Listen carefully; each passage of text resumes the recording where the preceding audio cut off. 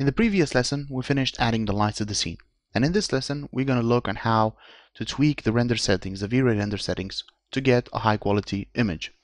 So we can get rid of the noise in the shadow and also the noise in the shaders. But before we start looking at the V-Ray render settings, there are a couple of things I want to go into. Whenever you're using a dome light which has an HDRI light linked into it, there are a couple of things you have to keep in mind, especially if that HDRI light is computer generated. By computer generated, I mean it's not an HDRI light shot with a camera. So these usually are done in software like HDRI Light Studio, and there are a couple of them out there. All right. From my experience, these HDRI light images usually tend to create more noise in the shadows than the one shot with the camera. So the first thing I'm going to make sure is to add a lot of subdivisions to this HDRI image, or this dome light. The default is 8, and you might think, okay, I'm going to go ahead and add like 50 subdivisions to this. And if you look in the thumbnail here, you can see this is how it looks. This is the light, how it looks, or the shadow, or the light that it casts. If you have 8 subdivisions, and if you have 50, you're going to see that you're going to get rid of that for sure. But raising these will add so much render time to your scene. And sometimes you might not need 50 subdivisions. So what I highly recommend is when raising the subdivisions, try to do that incrementally. So go ahead and maybe add 10 at start. And you'll see in the thumbnail, you can see here how that affects the quality. You can go maybe 12, maybe 14, 15. From the tests I've done, I think something around 20, just enough. You can see a couple of noise, but we can work with that, and we can get rid of that noise by setting up the V-Ray render setting. All right, so I'm gonna go with 20, and go ahead and do a test render.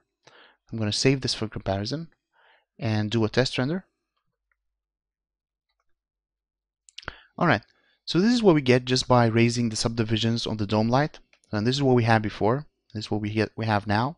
And as you can see, it got rid most of all the noise. We can still see a couple in the glossiness, but we'll take care of that with the render settings. But it did a pretty good job from what we had here. It was a really noisy scene to this one, which looks really good. The main problems we have some anti-aliasing issues here in the back. But the render times are really good because we had almost 9 minutes here. Now we just have 12 just by raising that. Alright, so now let's go ahead into the V-Ray render settings and start tweaking this. Under the V-Ray command, the only thing you have to take care of is the resolution. I'm going with a 960 by 540. It's enough for this tutorial. Make sure you have the renderable camera selected, or whatever you named your camera. Mine is called render camera. Alright, so now under V-Ray tab, you're going to see the image sampler. We have an under sampler type. We have 3 types of samplers: the fixed rate, the adaptive DMC, and adaptive subdivision. Adaptive subdivision, it's usually used in scenes that don't have that much glossiness, glossy reflections. So you can still have reflections, but not glossy reflection. It doesn't work as good as adaptive DMC, and it eats even more RAM with it. I've used adaptive subdivision, but mainly for testing out my scene before switching it to adaptive DMC for the final one. The fixed rate, to be honest, I never used it. They say you have to use this if you have a really high polygon count in your scene, or you have really high quality textures. But as I can tell you, my weapon of choice is the adaptive DMC because it handles RAM really nice, and the quality that I get from it. And I've rarely found a scene that I didn't have any glossy reflection into it, or regular reflection. So adaptive DMC is what I usually use. Anti-aliasing filters. Here you have a lot of filters to work with. Make sure to check on Spot 3D, and they will go over each one of them. So these are mainly to how sharp or how soft you want the scene to be. So you think of it as like a Gaussian blur for your scene. The size of it is how strong do you want that filter to be, the type of filter. All right. For the adaptive DMC, you have a minimum subdivision and a maximum subdivision. A minimum subdivision is the amount of minimum numbers of samplers that V-Ray has to create. And you rarely have to raise this above 1, because you raise this if you want to get higher quality, if you have small lines or small details. But I will go ahead and add 2 for this one because I really don't want to go ahead and add too many maximum subdivision. One thing you have to keep in mind is maximum subdivision, although it says 4 here, it's actually adding 16 samples. All right, so make sure, again, if you raise this, raise it incrementally. So go with 6 at first, then do a one with 8, you know, just to see, because each scene has its own. I've seen scenes which need 100 subdivisions just to get the quality needed, especially if you have a lot of chrome, a lot of glossy reflections, carping materials, or so on. So it really depends from scene to scene. For this scene, I'm going to go with 8. From the test that I've done, it's enough. The threshold calculates how many samples that scene needs for the reflections, the glossiness, and so on. So for this one, I'm going to go for this. If you go higher, you're going to get more noise and more splotchiness into the scene. So you would raise this only if you do test renders. So if you want to go, if you want to get higher quality, just make sure you have this lower. For this, I'm going to go for 0.8. All right, on the environment, I'm not going to change anything. Color mapping, we did change this one when we added dome light from linear multiply to exponential, and that's about it. Now let's go to indirect illumination. Also, again, when we created the dome light, we checked GI on. For the primary bounces, I'm going to go and use irradiance map, and for the secondary bounces, light cache. All right. These two, you can control them here. So irradiance map, here you have the controls for the irradiance map, and light cache, you have the controls for light cache. All right, so for the irradiance map, immediately you're going to see that you have a couple of presets built into it. So you have very low, low, medium animation, and so on. Usually when you're testing out a scene and you're testing out your lights or your shaders, I would use very low or low because you don't want to wait there for 20 or 30 minutes just to see if that shader works on your model. All right, and for the final image, I'm going to use high. And as you can see here, you have minimum rate, maximum rate, and these one are grayed out. If you want to make these active, you have to select custom, then you can control each one of them. Again, make sure you check out the Spot 3D if you want to go into each one of them. High animation and medium animation usually are settings presets for animations. All right. For the subdivisions, I'm going to add this 60 just to add more subdivisions to the actual scene, the quality of it.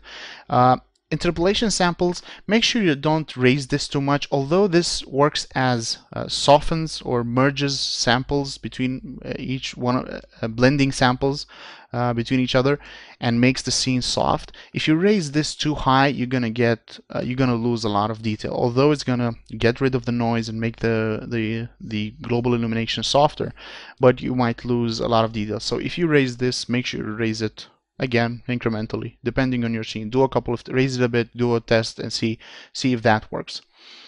That's about it. That's the only thing that I'm going to change here. All right, so now the light cache. For the light cache, it's really simple. You have number of passes. These are just how many cores your machine have. So if you have a CPU which has 8 cores, leave it to 8 cores. If you have 16, put it to 16. If you have 32 cores, good for you. Put 32 cores. All right, so I have 16 on this machine, so I'm going to go with 16. For subdivisions, all right, here's what it gets interesting. Subdivisions are really connected to your resolution. All right, so I'll try to explain this as easily as possible. So if your resolution is 960 by 540, yeah, your subdivisions will be different if you have that at the full HD. And to calculate how many subdivisions you want to have here, there is a really simple way to do it. I'm going to open up calculator. All right, so let's say our resolution is 960 and multiply that by 540. The equal, I'm going to go ahead and calculator. Right, so the amount that it gives us, just get the square root of, and the square root of that is 720. All right, so I'm making sure if I add 720 here, I'm going to get one subdivision, one light cache subdivision per pixel. If let's say my resolution is full HD 1920 by 128. Oh no, sorry, 1920 by 1080, right? Equal. The square root of that is 1440. So it's really easy and really simple to use. If you have a half HD, 280 by 720 equal, the radical of it is 960. All right, so just keep that in mind. So if you change the resolution here, make sure you change the number of subdivision in the light cache. Right, so that's about it. That's the only changes that I'm going to do to the settings. So let's go ahead and do a test render and see what that gives us. I'm going to save this for comparison, and I'm going to go ahead and do a test render. All right, so this is what we get by tweaking the render settings. And as you can see, you got rid of most of the noise in the scene. This is what we had before. Although it got rid of all the noise in the shadows, we still had some noise in the shaders and the reflection, and especially on the ground. And you can see it in the back area. This is what we had before, and this is what we have now. We see less. If you look in this area, you'll see less noise. And we still have a bit of noise here in the highlights, maybe a bit on the body. But to fix that, we can go ahead and under render settings, we can make this maximum subdivision maybe like 10, and maybe lower the threshold to 6, and it will definitely get rid of the remaining noise. As I said, whenever you want to raise the quality or the maximum subdivision, make sure you raise that incrementally, because you might not need 16 or 30. You might just get with the scene, and depending on how big that scene is, on how the objects near the camera are, and so on. So really keep that in mind when you're tweaking the maximum and maximum subdivision for your scene. All right. So in the next lesson, we will look at the Vray physical camera, and then we can wrap this scene up.